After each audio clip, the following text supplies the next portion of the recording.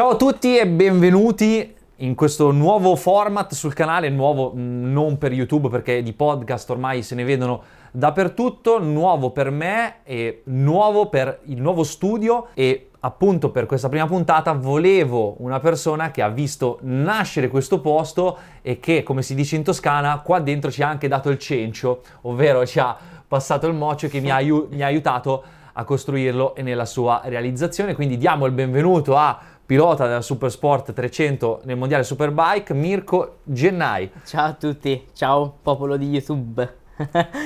Quindi Mirko, io non voglio stare a fare le presentazioni, la carriera, Wikipedia, mi rispondi semplicemente alla domanda: chi è Mirko Gennai per chi non ti conoscesse già? Allora, Mirko Gennai è un pilota, come hai detto te, del mondiale Superbike che corre nella 300. Adesso un pilota professionista, per fortuna, che vediamo quest'anno se riuscirà a portare l'Italia sul gradino più alto. Aspirante campione del Esatto. mondo. Ok. Quindi, pilota professionista, atleta, ma quello poi ci arriviamo dopo perché abbiamo fatto una scaletta di cose interessanti da raccontare. E alla luce dei successi, degli ultimi successi, che poi anche su quello ci arriviamo perché vieni da 2 vittorie consecutive in una pista molto particolare per te, fai il pilota professionista con quale obiettivo? Penso quello di arrivare in Superbike, cioè è un'opzione quella. Beh sì, sicuramente l'obiettivo, essendo all'interno del campionato della Superbike, è arrivare alla classe regina, no? Quindi alla Superbike, e quindi bisogna vedere risultati, non risultati, aspettiamo. Una botta di culo.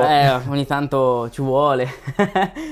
Quindi abbiamo detto, Mirko viene da 2 vittorie consecutive nel circuito di Portimao e nel paddock ultimamente si sente parlare di King of Portimao perché comunque tu è da 3 anni e 5 vittorie consecutive, quindi tu è dall'ultima gara 2022. Ah, sì, 22. Doppietta nel 2023, doppietta nel 2024, che tu vinci sempre tutte le gare a Portimao. Però siccome i successi sono sempre molto rosei e sono sempre belli da raccontare, io partirei dal tuo esordio nel mondiale Superbike. E tu te la ricordi la tua prima gara? Perché non è andata proprio così bene. È andata un po' di merda la prima gara.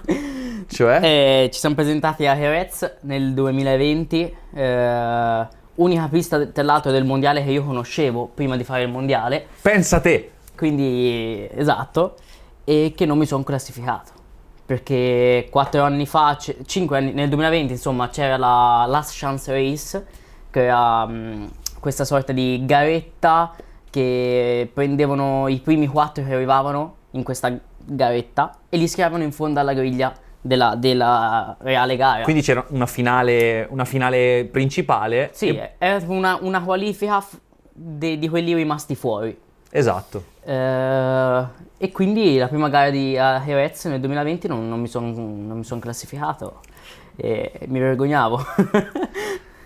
Vabbè, ci sta, perché comunque il livello sì, al mondiale è molto alto. ero piccolino. Anche nella 300 eri sicuramente Ero, minorenne, sì, piccolo, senza esperienza. Il team sicuramente era anche lui alla prima esperienza. Era tutto nuovo Era tutto nuovo. per tutti. Però qual è stata la seconda gara di quell'anno? Portimao. Che E già lì? Sì, da lì subito c'è stato il primo punto al mondiale, sono partito una gara 15esimo o 14esimo, non mi ricordo, e l'altra nono, quindi ho detto cazzo, già davanti alla seconda gara Ce la già posso lì, fare. Sì, mi ero, insomma, vedevo insomma positivo, no? Ero felice, vedendo i nomi comunque che c'erano tra ex piloti Moto3. Tipo? Io non mi C'era ricordo. Deru, Ok. c'è Butemos, Che oggi fa la Supersport 600. esatto. Poi c'era Sofoglu, che anche lui adesso fa la Supersport 600. Comunque Huertas, che ora è in Supersport 600, tra l'altro leader del campionato, quindi insomma il livello è altissimo. Con un futuro abbastanza scritto. Esatto.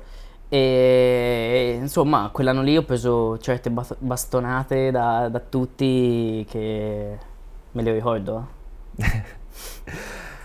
Quindi che Portimao ti piacesse l'avevamo capito già al primo anno. Da quest'anno sei passato da Yamaha a MTM Kawasaki, che è il team più titolato della 300 Supersport, e appunto hai fatto un weekend dove hai vinto tutto, ok? Vinto gara 1, vinto gara 2 con una supremazia direi abbastanza marcata e una padronanza nella gara discreta. Mi racconti com'è vincere 2 gare al mondiale? Cioè, com'è andato il weekend?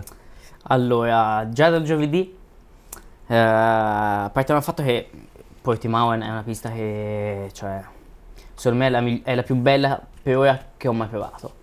Ma ci mancherebbe che lo dicessi. No, non soltanto per le vittorie, comunque, cioè, anche per quello ormai c'è un legame, no? Però proprio il saliscendi di Portimao, cioè, è una cosa spettacolare che non trovi in nessun'altra pista.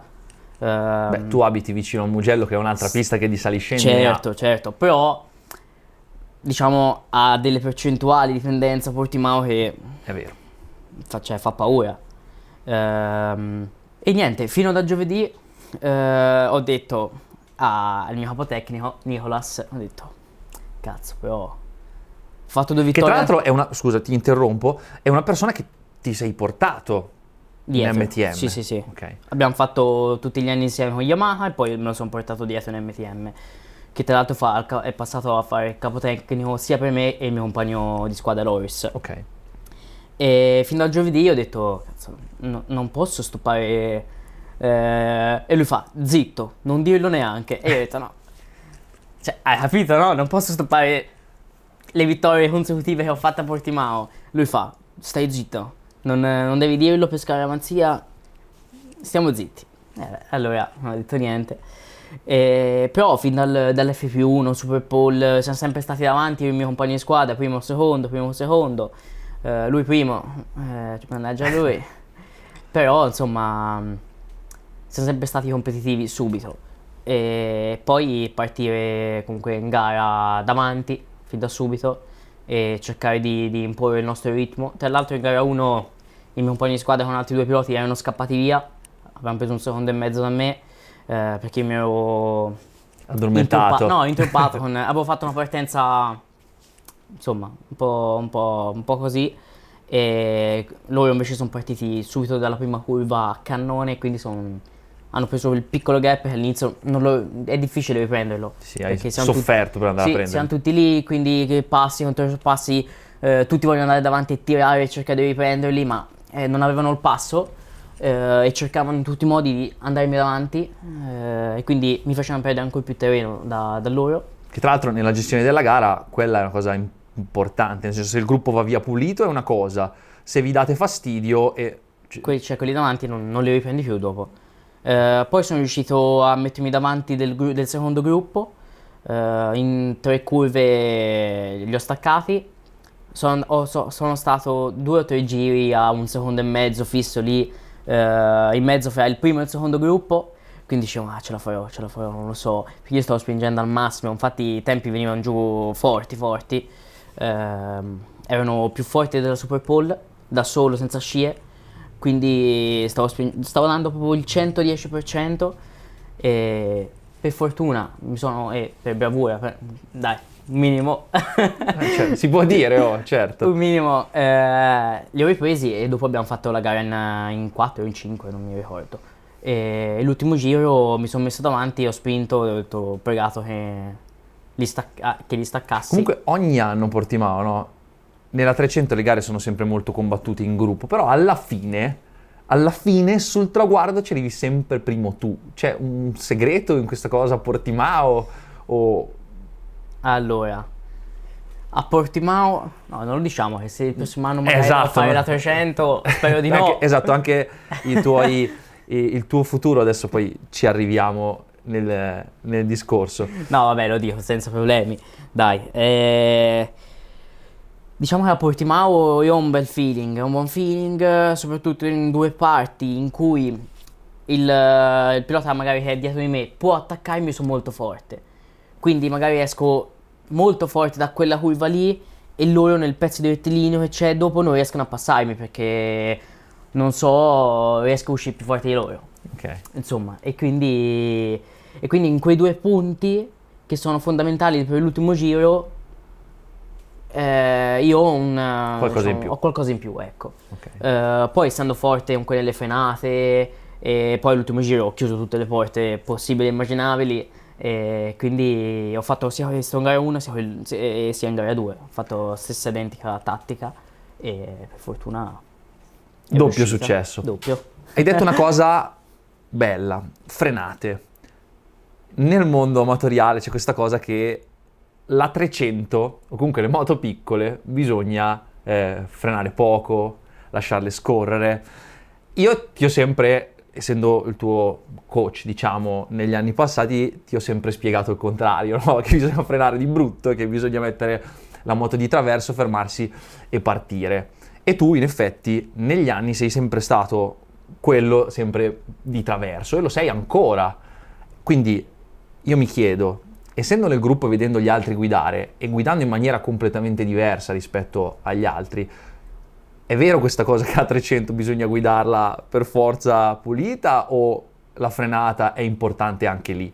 No, io ogni minima frenata un tornantino cioè ho la battuta di sterzo tutta chiusa, ho totalmente la moto tutta a bandiera. Ma perché questa cosa? Cosa ti serve questa cosa qua? Allora, Che vantaggio ti dà? io freno molto forte. Frenando molto forte, naturalmente il dietro si scarica, no? Quindi si alleggerisce. La moto, io uso tanto freno motore. Io tutto il freno motore che posso avere lo chiedo al team. Perché comunque sono abituato a guidare così. Ad esempio il mio compagno di squadra non è così, usa molto meno freno motore. Infatti lui non parte molto spesso di traverso. Io usandolo molto e frenando molto forte si alleggerisce il dietro, il posteriore, col freno motore mi si mette di traverso, così che quando io arrivo in curva, comunque se la ruota davanti è dritta non ti si può chiudere, quindi puoi frenare più forte. E soprattutto a Portimao che c'è tantissime curve con banking in discesa, quindi ti aiuta molto a tenere Ad la moto esempio la di curva dove è traverso. caduto Bautista, quella della Torre VIP. Esatto, soprattutto lì, quella è fondamentale, secondo me, metterla di traverso, perché puoi frenare 20 metri più avanti rispetto a tutti e non ti si chiuderà mai, perché la ruota è diritta, no? Però quando dopo la moto torna in linea, te sei già dritto Sei già più direzionato verso Esatto, l'uscita. sì, sei direzionato verso l'uscita e puoi aprire il gas molto prima di tutti gli altri. Ok, quindi... Mi hai insegnato bene? No, io non è... Cioè, nel senso, mito sfatato, nel senso che... No, nel senso, ho detto bene? No, è giusto, quello che Beh. dici nel mondo amatoriale c'è questa credenza che alla fine bisogna sempre frenare tardi parecchio. Parlando sempre di tecnica, Mirko, perché nel diciamo tuo percorso la tecnica è stata molto importante, ma anche la tecnica della moto.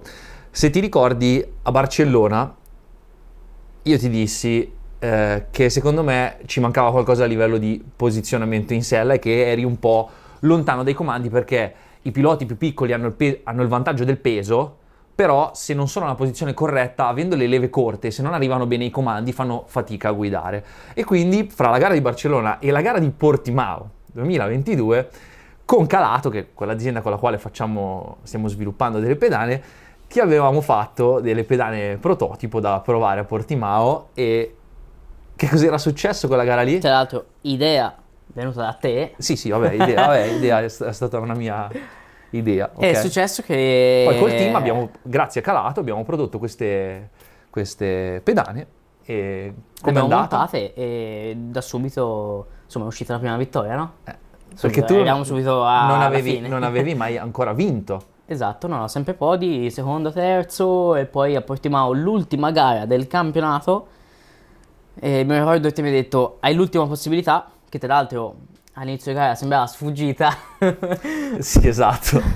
E questa cosa dell'ultima possibilità nella carriera di Mirko c'è sempre stata, perché il primo anno che tu sei venuto a fare il mondiale, nel 2020 hai sempre fatto questi risultati, un punto, 15°, il livello è sempre stato molto alto, tu ovviamente eri alla prima esperienza, non avevi mai nemmeno fatto l'italiano e alla storia della tua carriera, adesso piano piano ci arriviamo. L'italiano 300. Sì, italiano Sì, 300, quindi non avevi esperienza nemmeno in quel campo. Se ti ricordi, ad Estoril io ti dissi, ed era l'ultima spiaggia, l'ultima gara, non avevi fatto nessun risultato, e io ti dissi, Mirko, per trovare gli sponsor l'anno prossimo ci vuole un risultato, ci vuole fare qualcosa, e non ce n'è più di tempo, è l'ultima gara. Sì. E tu in gara 1 ancora non avevi fatto niente. Era caduto. Forse eri caduto, esatto, eri caduto. Sì. E poi c'era l'ultima gara e ti dissi, Mirko, questa o la va o la spacca. E tu avevi fatto... Ho chiuso 11° nel gruppo, però con tutti quelli davanti, insomma, attaccato a tutti. Che poi sono andato a barco chiuso e sembrava che avessi vinto, cioè il mondiale. Dalle feste, mi ricordo, tutti eravamo fogatissimi. Insomma, comunque, chiudere 11° il primo anno, non conoscendo mai le piste, l'ultima gara, anche se da casa magari sembra un risultato... Vabbè, Sì, uno guarda le classifiche e dice 11°. 11°, no? Però per noi comunque eravamo strafelici, cioè 7° cielo per un 11°. I risultati vanno sempre contestualizzati, perché da casa uno guarda sempre le classifiche e dice quello ha preso 4 secondi, 3 secondi, 40 secondi all'arrivo, bisogna sempre contestualizzare. Quindi, prima vittoria a Portimao, King of Portimao, abbiamo capito che è una pista che per te, diciamo, porta molto bene, però a Portimao ci sono stati anche degli eventi che sono molto tristi da raccontare, soprattutto nel nostro sport, perché a Portimao è venuto a mancare un pilota che tra l'altro era pilota del team dove corri adesso, Team MTM, che è Victor Steeman. Cosa ti ricordi di quella giornata là? Allora, partiamo dal fatto che secondo me Victor Steeman era quell'anno lì, soprattutto, il pilota più forte e da battere. Sicuramente, perché guidava in una maniera che nessuno quell'anno lì era a quel livello che era lui, perché prendeva, scappava da solo, vinceva le gare e sinceramente era un passo avanti a tutti lui. Era in un team, era comunque in una posizione perfetta, aveva proprio beccato l'anno giusto, tutto perfetto. Però secondo me lui era il pilota da battere quell'anno. E cosa mi ricordo? Quell'anno lì, 2022, eravamo in gara 2 mi pare, sì. Gara 1, sì, esatto, scusami. Perché gara 2 l'hai vinto. Sì. In gara 1 e io ero davanti, lui era poche posizioni indietro, io ero quarto, quinto, lui era settimo, mi pare. Sfortuna e caso ha voluto che scivolasse e un altro pilota gli passasse sopra e quindi... Diciamo che l'hanno ricoverato subito d'urgenza in ospedale e a noi ci è arrivata la news della sua scomparsa il lunedì, mi pare, o il martedì. Anche se girano voci che diciamo che già lì all'impatto era finita, no? Però la certezza, diciamo, il comunicato ufficiale. Il comunicato arrivò il lunedì o martedì. Che tra l'altro io domenica poi vinsi la prima gara, si festeggiò con lo champagne e tutto quanto, quindi tutti felici. E mi ricordo che ci fu un po' di polemiche anche nei giornalisti dicendo che noi avevamo festeggiato, però noi non sapevamo della tragedia. Tutti festeggiarono? Sì, tutte le categorie? Tutti, sì. E nessuno sapeva, no, la 600 no, soltanto un pilota non festeggiò. Gli altri due sì, e uno no, mi ricordo. Però, vabbè. E insomma ci hanno buttato un po' di merda un po' addosso, no? Soprattutto nella 300, che è reputata come sempre categoria pericolosa, che non nego la sua pericolosità, però ultimamente è sempre più, diciamo, safe. Ok, quindi Dorna ha fatto qualcosa. Stanno sempre migliorando. Era una cosa della quale avremmo parlato. Sì. E prima di parlare della 300, prima di andare avanti, visto che stavamo parlando di Portimao, stavamo parlando di vittorie, un pilota quando vince, come abbiamo detto all'inizio di questo podcast, il tuo sogno, penso, come tutti i piloti della tua età, sia quello di raggiungere la massima categoria di questo filone di corse, quindi delle derivate di serie, quindi la Superbike. Con tutti questi risultati, ce l'abbiamo qualche offerta per la Supersport oppure no? Allora, Cioè, cosa si fa l'anno prossimo? cosa si fa? Non mi dire cosa vuoi fare tu, perché poi te lo chiedo dopo. Allora, Cioè, dimmi cosa si fa, cioè cosa c'è nell'aria. dai, nell'area, anche l'anno scorso c'era nell'area a fare la 600 con una casa, che poi è andata come è andata, le strade non si sono incrociate e quindi ho dovuto fare un altro anno di 300. Non si sono incontrate, Sì, non dovevano incrociarsi, dovevano incontrarsi. non si sono incontrate, dai.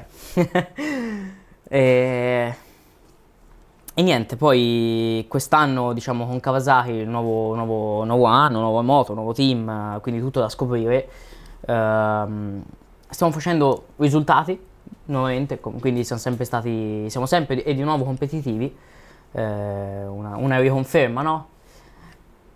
E niente, quest'anno diciamo che stiamo valutando delle offerte che mi hanno proposto, quindi bisogna parlare adesso e vediamo quale offerta è migliore per me per il prossimo anno, ecco. Ok. Sicuramente la Supersport sarebbe un bel traguardo da raggiungere, perché lì si comincia per davvero a fare molto sul serio, non che qui non si faccia, Sì, però sì, sì. è un passo molto, molto grande. Ma Mirko Gennai che cosa vuole fare? Cioè, sicuramente la Supersport, ma mettiamo il caso, non possiamo fare la Supersport, non si può fare la Supersport. Cosa ti piacerebbe fare? Non saprei. Sinceramente La valuteresti una 300 ancora? ti direi di no. Ti direi di no. Perché comunque ho 21 anni e quel che diciamo c'è da dimostrare nella 300 l'ho dimostrato già da 2 anni. E Sì, quest'anno su questo comunque sono pienamente d'accordo, te l'avevo già detto che secondo me, cioè, lui è un pilota che è pronto per fare il salto, diciamo, senza diciamo, è pronto per fare il salto, ma se non si potesse concretizzare questa cosa, hai delle altre idee oppure no? per adesso sul tavolo non ho messo niente. Per adesso il mio obiettivo è 600, quindi sto pensando a quello, stiamo lavorando per farla, quindi bisogna soltanto aspettare e vedere se riusciamo oppure no. Ok. Dipende da questo, ecco. Poi dipende anche dai risultati che continuerai a fare, perché parlando appunto del campionato di quest'anno, mancano ancora 3 gare e soprattutto nella prima parte di stagione si è parlato di un Mirko Gennai un po' in difficoltà. Un po' perso.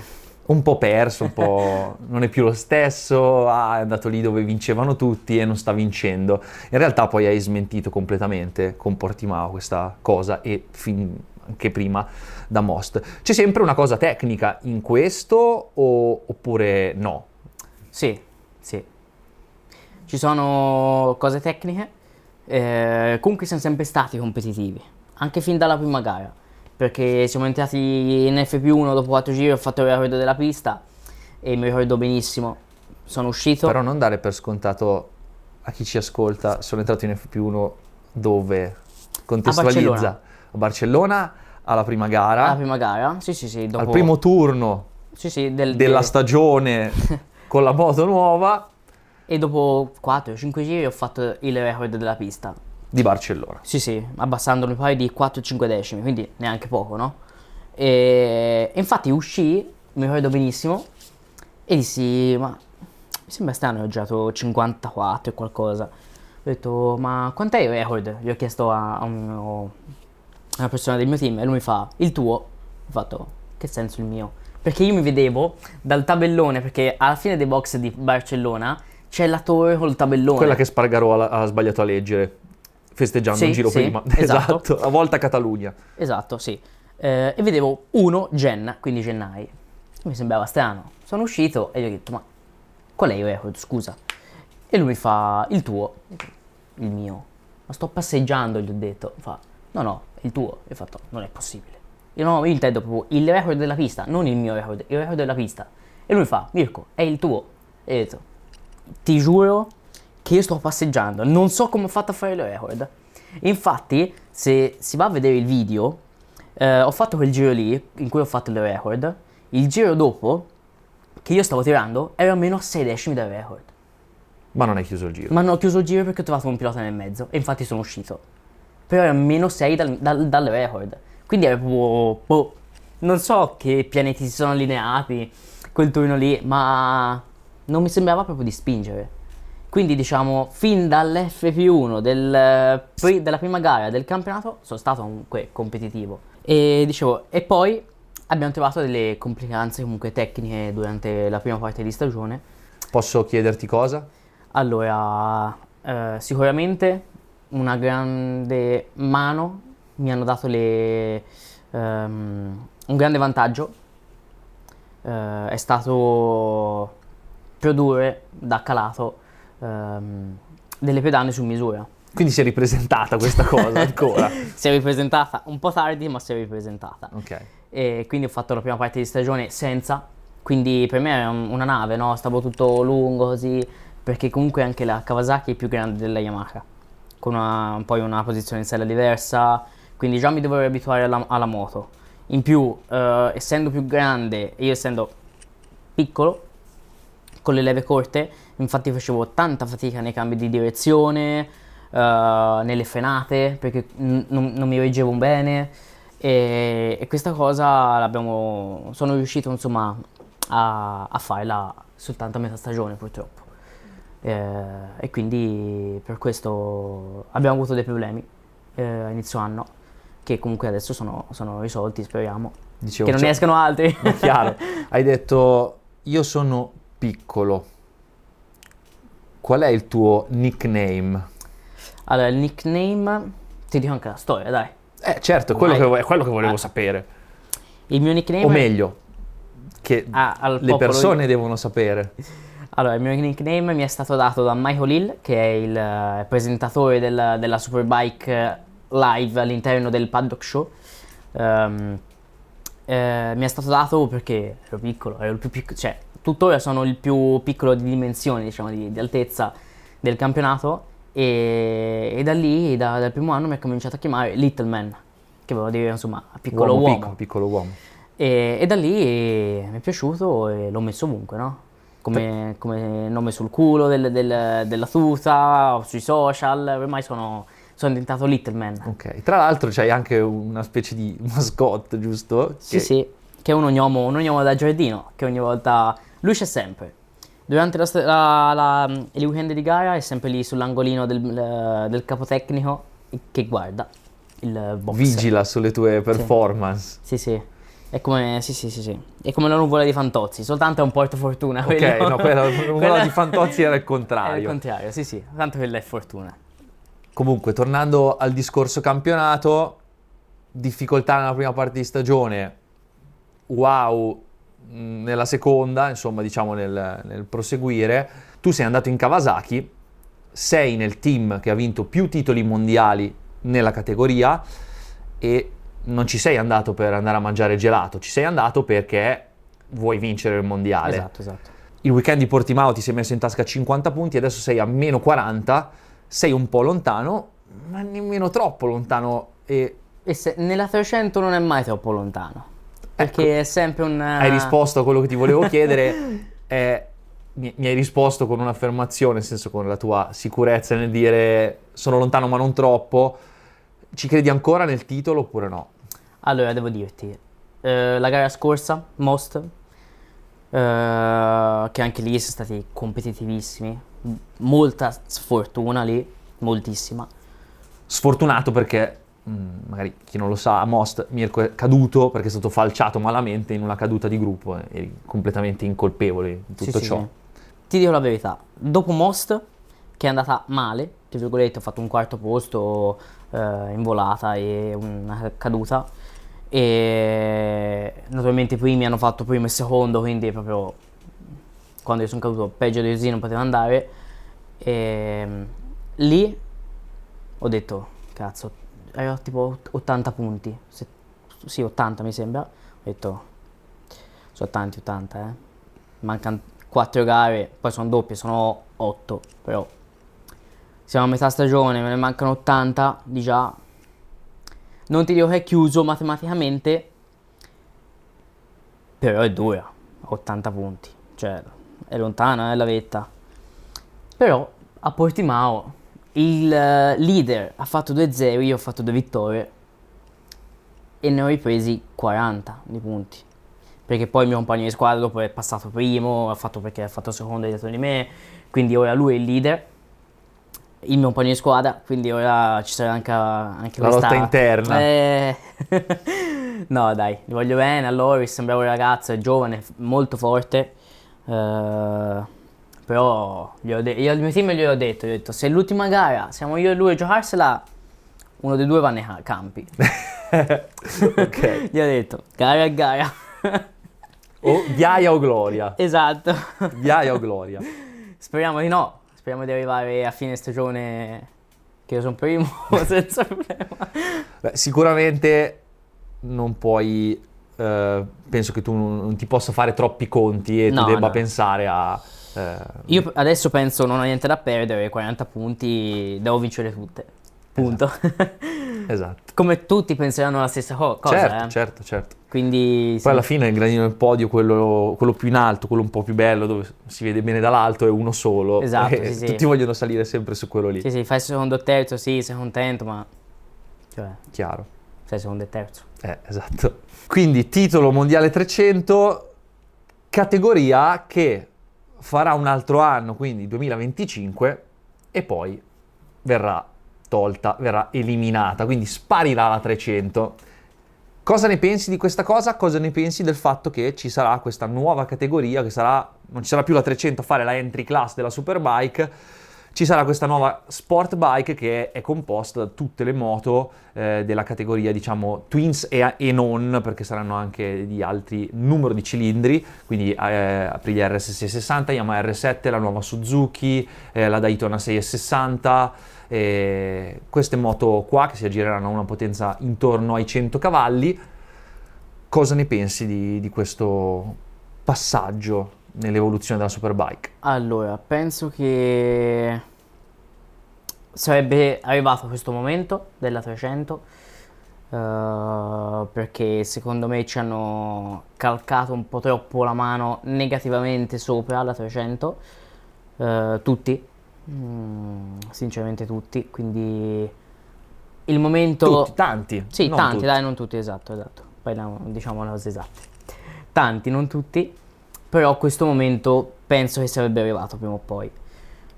Cosa ne penso della nuova categoria? Penso che secondo me nel 2026 chi farà quel campionato lì vincerà chi azzeccherà la moto più performante, naturalmente. Perché secondo me, vedendo anche altri campionati, ci sarà l'R7, ci sarà la Aprilia 660, comunque le sono nominate te, no? Moto completamente diverse le une dalle altre, c'è una bella Esatto. disparità. E come in tutte le categorie della Superbike bisogna sempre fare il Sì, BOP, Balance of Performance, sì, quindi te bisogna... l'ha detto in modo più tecnico, esatto. Bisogna livellare le prestazioni delle moto che sono estremamente diverse. Esatto, quindi secondo me farà come la 300, che c'è stato il primo anno in cui hanno vinto solo Yamaha, poi dopo hanno vinto solo Kawasaki, poi dopo sono ritornati a rivincere solo Yamaha e così via, cioè come l'ha chiamato? Balance of Performance. Il balance of performance ci sarà dopo tanti anni, secondo me. Non sarà pronta Sì, la ha bisogno categoria. di essere messo un po' a Sì, punto. ma perché comunque è così che funziona, no? Così che vanno sempre le categorie della Superbike. Un anno vince quella, un anno magari esce una nuova moto, entra come hanno fatto l'anno scorso la Cove, che è entrata e da quest'anno gli hanno fatto la Fish, perché che la Fish insomma è il regolamento, questo balance of performance, che fino a 2 gare fa non c'era, quindi infatti quelle moto volavano a inizio campionato, infatti adesso sono livellate. E Ci sono anche in 300 le concessioni, nel senso entra un nuovo costruttore, non ha mai fatto risultato, gli danno la possibilità di giocare un po' di più rispetto a quello che è e poi è stato regolamentato tutto. Esatto, Quindi secondo me nel 2026 entreranno, ma non saranno pronti. Ci vorrà secondo me 2 anni. Secondo me, poi sono mie ipotesi, Poi magari entrano nel 2026, sono tutte uguali e faccio la figura di merda. Però, insomma, però a livello di sicurezza, secondo me, quando arriveranno tutte le moto ad essere al pari livello, sarà una 300. Sarà le gare uguali identiche alla 300, secondo me. Ok. Perché comunque, e secondo me, più pericolose. Perché pesano di più, molto di più. Ok. Le velocità sono poco più alte, le moto sono più pese, ma anche di 30-40 kg, no? Quanto pesano? 170 pesa? Sì. Ecco. 165. Fai 25-30 kg in più, dai. Perché le 300 sono 135-142, quindi vai, fai 25 kg. Sono 25 kg in più, con poca velocità in più. Secondo me quando sono tutte livellate sarà... Che tra l'altro più voi rischioso. fate dei tempi che sono incredibili sulle piste, fra scia, fra gomma, fra tirare, fate dei tempi che sono impressionanti. Beh, sì, dai, per essere una 300 sono dei bei tempi comunque, si avvicinano molto sicuramente a quelle della nuova categoria che entreranno. Poi magari quando prenderai il via e sarai livellato abbasseranno molto di più, Certo. sicuramente. Però adesso rispetto ai campionati nazionali, cioè, quanto c'è? 2-3 secondi tra una moto tra la Sì, 300 chiaro, e... chiaro. Se quindi- prendiamo la 660 un po' di più, Sì, il 660 sì, però esatto, di rispetto più. all'R7 ad esempio poco. Siamo lì, eh. Quindi futuro ne abbiamo parlato, l'obiettivo è abbastanza chiaro, cercare di vincere il mondiale per quanto possibile e poi continuare la carriera salendo di cilindrata. Però come tutti i piloti, o come tanti piloti, la famiglia è stata molto influente in questa cosa qua. Tu non vieni da una famiglia ricca, giusto? Giusto, giusto. Però è una famiglia che ti ha trasmesso tanta passione e che ti ha fatto iniziare con la minimoto. Beh, mi racconti un po' qual è il tuo rapporto con la famiglia riguardo alle gare? Allora, sì, vabbè, grazie a loro comunque ho iniziato perché mio babbo comunque andava con la moto da enduro, ha fatto il campionato italiano, quindi il sangue è quello, no? Perché di solito comunque i piloti nel passato, la generazione prima di loro, quindi i genitori o i nonni, c'è sempre la passione in qualcheduno dei due delle moto. Io no, io sono proprio nulla. E come sei uscito te? Storia strana. Comunque no, dai, la percentuale è alta, no? Dei piloti che nel passato magari prima di loro Certo. qualcuno aveva questa passione. E io avevo mio babbo, quindi fortunatamente mia mamma non ha rotto e mi ha anche supportato sempre lei, quindi diciamo è grazie a loro. Però la famiglia no, stanno quando vengono alle gare, non tutte, cioè mio babbo sempre a tutte, mia mamma no. Ti fa da casa. Sì, ti fa da casa. Anche se mio babbo viene e non guarda le gare per l'ansia, quindi si mette all'angolino e guarda fissa al muro. So bene.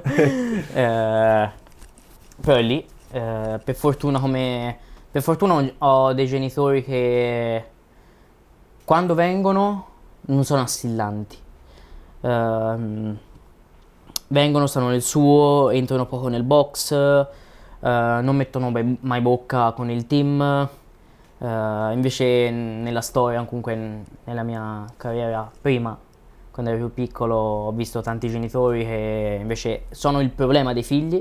Quindi, cioè, avere il genitore, fra virgolette, sbagliato, assillante, troppo fissato sui risultati del figlio può essere un limite nella carriera del pilota? Molti genitori sono il male dei figli, perché proprio fanno passare la voglia ai figli. Comunque ho assistito a scene quando ero piccolino, in minimoto, in mini GP o in premoto 3, comunque che genitori che facevano delle scenate assurde, perché i figli magari veniva buttato giù da uno, o se no non andava forte come pensava il padre. E ho visto sinceramente tante carriere dei piloti, miei amici, smettere per colpa dei genitori, ecco. Quindi proprio passare la voglia Sì. di andare in moto. Ne ho visti molti. Ok. Quindi è il classico genitore che pensa di avere Maradona in casa col calcio, facendo un esempio con il calcio. Sì. E invece non è... anche se fa così. 20esimo, mio figlio è un campione, la moto è una schifezza. Ok. Sì. Hanno vita breve. Quindi mi pare di capire, io vabbè, lo sapevo già, però vedendo il quadro sei stato abbastanza fortunato sotto questo punto di vista. Tuo padre è sempre stato appassionato di off-road, quindi motocross. Nei piloti della nostra categoria, quindi la velocità, piloti che vanno su asfalto, il motocross è visto un po' come è troppo pericoloso. In realtà se andiamo a guardare i risultati delle gare, senza scendere troppo in basso, ma basta guardare MotoGP, Superbike, quelli che vincono molto spesso fanno il motocross. Poi ovviamente va fatto con metodo perché è pericoloso, bisogna farlo magari in determinati periodi dell'anno. Tu il motocross lo fai. Qual è il tuo rapporto col motocross? Allora, devo dire che sì, è pericoloso per la velocità, però è pericoloso se lo inizi già da grande, perché io l'ho cominciato comunque, ho iniziato fin da piccolo, ho sempre fatto i corsi, tra l'altro ho fatto corsi quando ero piccolino, ho incontrato gente che adesso è al mondiale. Tipo, puoi farci un nome? Ad esempio può essere Ferruccio Zanchi, che è tuttora il mio amico, a volte ci si vede comunque col cross o a giocare a padel ogni tanto. E se no c'è stato Nicola Salvini, che adesso non mi ricordo se fa il 125 l'europeo, comunque è gente che cammina molto forte. Sì, Valerio Lata mi ricordo, fece un corso con lui, Morgan Bennati, comunque tutta gente che nel settore motocross Italia sono top class, diciamo. Certo. Dei top rider. E quindi diciamo, loro non si ricorderanno di me. Qualcheduno si ricorda. Qualchedun altro no, perché comunque io ora con questi ragazzi qua che ho nominato, gli ultimi non li frequento, perché stanno lontano, quindi non li frequento più. Però io fin da piccolo ho fatto sempre corsi di guida, di cross proprio, camping, che si andava via una settimana, quindi eravamo tutti lì. E devo dire che ho imparato molto, fin da piccolo, quindi se ci sai andare non è pericoloso, cioè rimane sempre più pericoloso della velocità sicuramente, ma hai metodo, cioè se fai un errore lo correggi molto facilmente, ti perdona molto, diciamo, l'esperienza.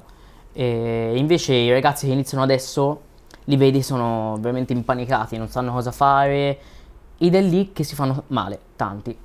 Però, ad esempio, io per la mia esperienza, io ho iniziato tardi, ho preso subito delle martellate, poi l'ho abbandonato per un po' di tempo, quando poi l'ho ripreso, ancora più grande, se fatto con metodo e fatto attraverso delle persone che ti seguono, puoi imparare lo stesso. Sì, certo. Sicuramente impararlo da piccolo è un vantaggio esagerato, ma a cosa serve fare motocross? Allora, cioè perché è così importante? Perché Marquez? Perché Petrucci? Perché tutti i vari, adesso mi vengono in mente, però tutti i vari piloti che fanno, Dovizioso, Melandri fanno motocross, tutti, Bradley Smith fanno motocross. Allora, Jack Miller, Quartararo, mi vengono piano piano. Sicuramente perché è economico.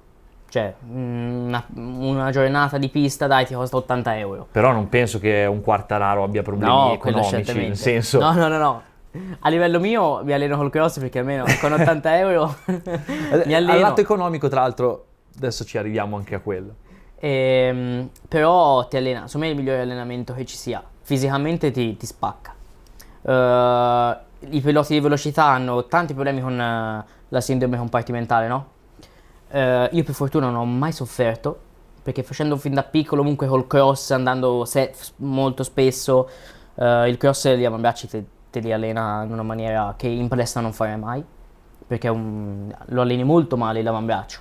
Se cominci a pomparlo in palestra, dopo ti si blocca. Invece il cross è una cosa naturale, quindi c'è le vibrazioni, c'è i salti, c'è le buche, quindi e fanno leva tutte qua.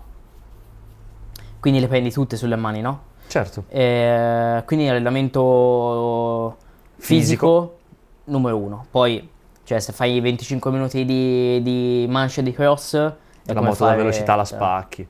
io esco dalla 300, sono fresco. Certo. E guidare magari anche il fatto di guidare in un fondo con cioè zero, comunque poca aderenza. Sicuramente ti aiuta molto la sensibilità del gas, di la moto che parta sempre, e sicuramente anche di testa, perché ogni giro è diverso dall'altro. Una volta c'è una buca, una volta c'è un'altra, una volta c'è una più grossa, una volta c'è un canale, dopo 2 giri magari uno lo rompe e non c'è più il canale. Quindi ti devi sempre abituare, no? Devi essere ti viene pronto, sveglio la testa. esatto, devi essere pronto a qualsiasi inconveniente. Quindi il motocross allena molto fisicamente. La prima regola è che per essere piloti bisogna essere, secondo me, in primis anche un po' atleti. Anzi, se togli un po', bisogna essere anche degli atleti. Tu sei un atleta perché ti alleni, hai un percorso, sei supportato da un'azienda che, insomma, adesso ci racconterai. E mi racconti com'è il Mirko Gennai atleta e cosa fai per allenarti? Allora, per allenarmi, cioè, penso che gli allenamenti dei piloti siano pressoché tutti uguali, no? All'incirca. Quindi palestra, c'è chi va in bici, c'è chi va a nuoto, comunque io faccio palestra, vado in bici, adesso ho cominciato ad andare in bici perché ho fatto uno stop di un anno e mezzo, perché i primi anni del mondiale, anzi, torniamo un po' indietro, nel 2018-19, insomma ero un bel po' cicciottello, no? Tra l'altro tu sei cambiato come fisionomia nel tempo, cioè da piccolino eri molto più paccioccone, Sì. e adesso sei tirato bene. Non perfettamente, ma Vabbè, dai. insomma, sei la metà di quello che eri prima. Sì. Prima pesavo di più ed ero 20 cm in meno. Non che ora sono una stanga, però no. Nel 2018-19 infatti ero bello cicciottello, molto. Pesavo 63-4 kg ed ero 1,50 m. Cioè, Sì, chiaro. veramente una pallina, no? E quando è arrivato il Covid ho fatto tutti i giorni di allenamento, tra palestra e bici a casa, e da così sono cambiato così. Poi è arrivata comunque l'offerta del mondiale e da lì ho cominciato ad andare in bici tantissimo, tutti i giorni bici, fisso, 3 ore al giorno circa, 2 ore e mezza, 3, sempre, tutti i giorni, facevo tipo 5 volte a settimana, quindi tanti, no? Infatti da 64 kg che ero prima sono passato a 53, ero inesistente, cioè non c'era niente più di me, no? Ero 1,60 m poi, quindi Certo. ero un po' più cresciuto, però ero inesistente, non avevo un filo di muscolo, non avevo niente. E pesavo 53 kg, infatti il primo anno abbiamo messo la zavorra nel mondiale. Quindi ricapitolando, palestra, bici, d'estate a volte vado a fare nuoto perché sai è caldo e hai bisogno un po' di rinfrescarti, no? O se no comunque anche di cambiamento, perché se fai fisso tutti i giorni una cosa, dopo un po' Ti stufi. sì, esatto. Quindi magari invece di andare a correre, sai, vai a nuoto, fai un po', fai un giorno quello, un giorno l'altro. Mix. Esatto. Poi sicuramente comunque anche per ottenere questi ritmi, oltre all'alimentazione, ci vuole anche comunque Quindi segui un regime alimentare. un'integrazione sicura, perché è tosta allenarsi tutti i giorni. Magari a volte capita anche 2 volte al giorno, quindi serve un'integrazione perfetta. E infatti mi seguono un'azienda, sono supportato da un'azienda che abbiamo deciso di collaborare da quest'anno, che è Alix Power, che segue il mondo del motocross. Io sono il primo pilota loro della velocità. Ok, un esperimento. Sì, esatto, un esperimento. Quindi io ho visto che mi hai fatto vedere durante la stagione, hai fatto anche tipo dei test di sforzo per vedere insomma come va il cuore, come va la respirazione. Ho fatto anche degli esami tipo per i plantari, quindi mi hanno messo in una macchina per vedere. Comunque è un'azienda molto molto fornita e molto preparata per la preparazione comunque atletica dei piloti. Poi seguono i piloti italiani del cross, quasi tutti più forti, quindi diciamo è gente molto studiata e molto professionale. Molto studiata. E molto professionale, no? Quindi mi piace lavorare con loro e sinceramente da quando sto al regime loro, Sei migliorato. ma sì sì sì. E qual è la tua giornata tipo? Cioè, cosa fai? Allora, vado a letto tardi perché mi spacco sempre di alcol. No, scherzo. Ci sta. Beh, dai, adesso che faccio diciamo il pilota a tempo pieno, quest'anno, fino all'anno scorso ogni tanto lavoravo come meccanico da qualche parte, Dove? con l'associazione sportiva, Quale? col Finance Club, che Che tra l'altro negli anni, cioè sì. la persona Finance Club, ovvero Francesco Raffanelli, è stato diciamo tuo secondo papà, diciamo, Sì, sì, sì. aiuto nelle... Un punto fondamentale sicuramente senza lui non ero neanche arrivato al 2019. nel trovare gli sponsor o gestire tutte Sì, queste sì, sì, cose. Ok. Esatto. Quindi diciamo glielo devo, no? Quindi lavoravo ogni tanto da lui, invece quest'anno ho detto ho firmato il team più forte al mondo, al mondo della Supersport 300, insomma il team più titolato. Il mio obiettivo è vincere il mondiale, faccio solo questo, ho deciso. E quindi diciamo ho abbastanza tempo libero, tra virgolette, perché comunque viaggio tanto. Quindi la mia giornata tipo è mi sveglio, faccio colazione, aspetto un'oretta e mezzo giusto per digerire, no?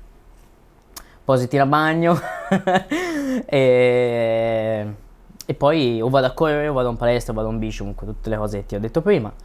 Poi pranzo e il pomeriggio molto spesso o mi alleno il pomeriggio tardi e quindi ho quell'ora tra dopo pranzo alle 5-6 che sono libero, e niente, poi dopo ceno e la sera magari esco con i miei amici fino alle 11, poi a mezzanotte sono a casa sicuro. Che tra l'altro la cosa ammirevole che secondo me fai, e lo dico perché ti conosco e so come insomma fai tutte le tue cose, però vorrei che raccontassi questa cosa perché è molto interessante. Tu oltre a dover fare il pilota, come vabbè io poi faccio lo youtuber, devo fare mille altre cose, tu nella tua vita poi ti organizzi e ti gestisci i social e organizzi tutte le tue cose per gli sponsor, devi cercare gli sponsor, quindi mi racconti anche un po' il lato più, diciamo, economico-manageriale della tua carriera. Sì, allora io sicuramente comunque sono seguito da persone Da poco, sì perché sì, da quest'anno. prima Dai, no. no, fine anno scorso. Fine Da anno fine anno scorso. scorso mi sono seguito da un avvocato molto bravo che mi aiuta, mi segue con i contratti e tutto quanto, perché Certo. quello io naturalmente non lo so fare. Però a livello social faccio tutto io, a livello video mi monto video tutti io, cioè ci provo. Certo. Quel che so fare, Va bene, cerco sì, di sì. fare, no? Quindi spero vi piaccia il mio account, i miei social, tutto quanto. Sotto ci sono i contatti. Follow. Però sì, poi anche parlare di sponsor, siamo stati sempre io e mio babbo a cercarli, più lui che io, perché sai, ragazzino, non ti prenda neanche seriamente Sì, gli certo, sponsor. capisco molto bene. Anche se comunque sono un pilota professionista che comunque l'anno scorso ho stato per la lotta del titolo, quindi comunque diciamo non sono in Toscana si dice l'ultimo pescato dalla piena, Sì, sì, certo. l'ultimo ripescato dalla piena. Diciamo insomma non sono alle prime armi. Beh, soprattutto nel nostro, non solo nel nostro mondo, ma nel mondo in generale, il sapersi vendere è una parte importante di quello che viene fatto e quindi insomma è importante anche sapersi esporre sui social o comunque anche di persona con Sì, sì, ecco. nelle relazioni Sui social, interpersonali. perfetto. Relazioni interpersonali, stiamo lavorando. Ci stiamo lavorando. Sì, ancora non siamo...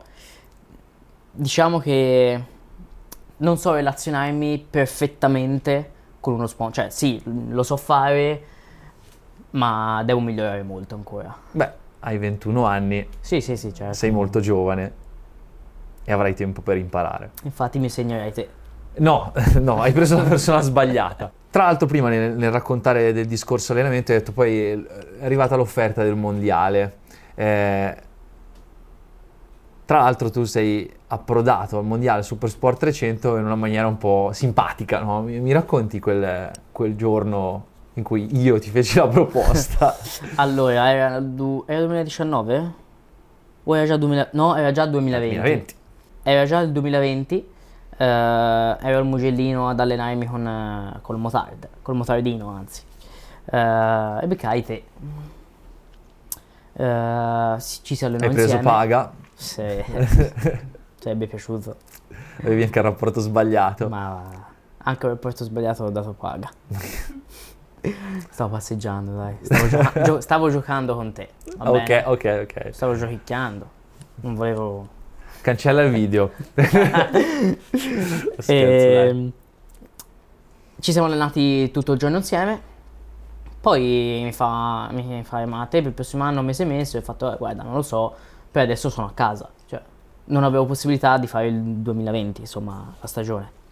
E quindi, si torna a casa. E la sera, te hai chiamato mio babbo e fai, ma vuoi fare il mondiale con noi, Supersport 300? E ci disse la cifra. Mio babbo fa, è una cazzata, impossibile. Fa, appena me lo disse, io ho detto, firmo subito. Dov'è il contratto? Va bene, di sì subito. E ho detto. E mio babbo titubante, comunque, sai, pilota che ha fatto nel 2019 secondo nell'Electric Cup. Bene, che non è neanche il CIV. Ci si allena un giorno insieme e ad un tratto mi chiami la sera e mi fai un'offerta con 2 spicci, no? Non ci crederesti neanche te all'inizio. Dici, cioè... È perché ancora non sapevi che io ero un grande talent scout e ho avuto un occhio molto lungo. Ho detto, è impossibile. Mio babbo, appena me lo disse a me, infatti io ho detto, no, dov'è che ti ricapita? Di sì, subito. Anche se ero un pischelletto, avevo 16 o 17 anni, quindi ero piccolino, una pallettina ancora un pochino. In realtà nella scelta del pilota, a me la cosa che è piaciuta di quello che facevi era che rispetto a quelli della tua età facevi veramente il motocross, no?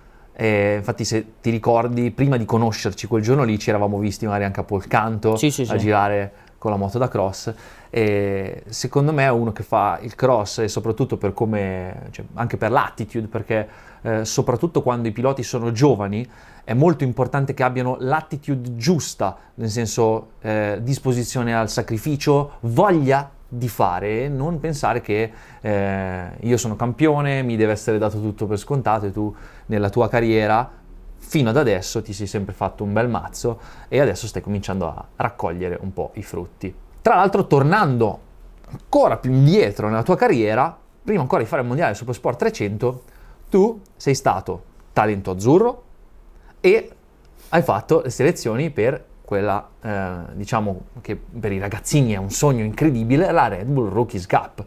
Esatto. Me ne racconti queste due esperienze? Sì, allora sono stato selezionato nel 2018 dopo aver fatto terzo nel campionato italiano Pro Moto 3 125, quindi con le 2 tempi, quando ancora c'erano. Per fortuna ho vissuto quel momento.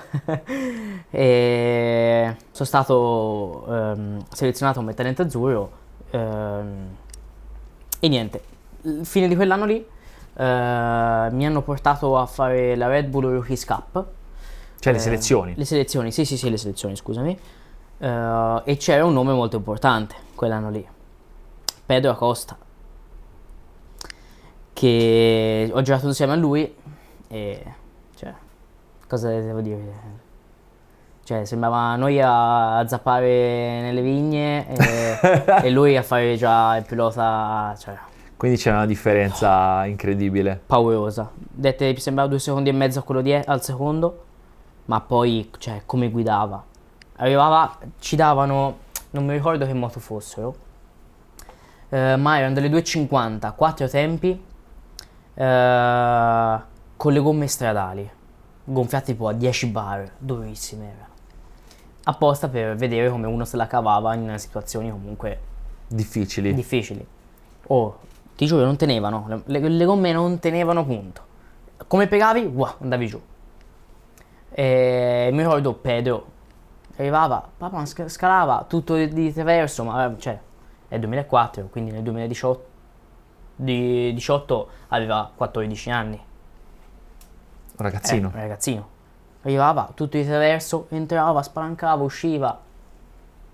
E noi ancora lì fermi a scalare. Il Pauroso. traverso che poi tu hai imparato molti anni dopo che si è ripresentato. E adesso quando guardi i piloti di quel calibro, vedi ancora tutta quella differenza? Ovviamente sicuramente quello fa la MotoGP, è un'altra roba, Sì, però sì, sì. Cioè, li vedi ancora come degli alieni o dici io potrei lavorare su quella cosa lì? Sicuramente lavorare, uno ci può sempre lavorare, no? Alla fine tutti hanno le gambe, le braccia e la testa, no? Però devo dire che Pedro Costa secondo me è un talento, come può essere Marc Marquez, cioè uno dei talenti che esce una volta ogni 20 anni, che te ti puoi allenare quanto vuoi, ma lui ha quel qualcosa in più Che verrà che- sempre fuori. che verrà sempre fuori, sì sì sì, che alla fine comunque se un pilota si allena tantissimo, come abbiamo visto Rabat, che lui lo dice, lo dichiara chiaramente, che lui ha vinto mi sembra il mondiale Moto2, Mondiale no? Moto2. Che per vincere il mondiale Moto2 si è dovuto allenare tutti i giorni con la moto, tutti i giorni si allenava lui con la moto per far sì che lui sapeva di non avere il talento come, lo dice lui, il talento come Marc Marquez, però la costanza, l'allenamento e i sacrifici di tutti i giorni hanno fatto sì che lui vincesse il campionato Moto2, no? Il mondiale. L'ossessione che batte il talento. Sì, Qualche volta si può fare. esatto, esatto. Ora lui fa la Superbike, comunque si è spostato in quest'altro campionato, però intanto un titolo Moto2 se l'è portato a casa, Vabbè, no? certo, sicuramente non è un pilota da non considerare, anzi. Esatto, esatto, esatto. Quindi penso che tutti con l'allenamento e il sacrificio e hanno quell'obiettivo lì possono andare. Poi naturalmente è un circus molto ristretto che ci saliranno 99% soltanto piloti di Moto2, quindi diciamo il percorso che ho fatto io è molto diverso. Chiaro. E non ti dico che naturalmente il sogno è andare là e guidare le MotoGP, Certo. naturalmente, cioè il sogno di tutti gli amatori, piloti e chiunque sia nel Chiaro. mondo delle moto, no? Però la tua carriera è legata alle derivate di Esatto, serie e esatto. quindi la Superbike è un sogno sicuramente, ma non così lontano, visto quello che stai facendo oggi. Speriamo. Quindi Mirko, concludendo, dopo il weekend di Portimao ti sei messo in tasca 50 punti, quest'anno in classifica in questo momento sei a meno 40 dal leader che è il tuo compagno di squadra.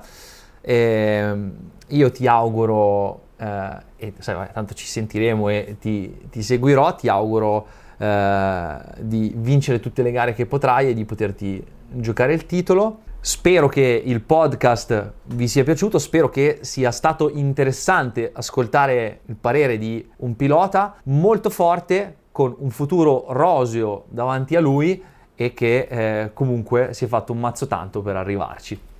Quindi grazie per aver ascoltato questo podcast, Mirko, Grazie a in te. bocca al Edo. lupo, grazie a tutti e ci vediamo alla prossima. Ciao! Ciao a tutti.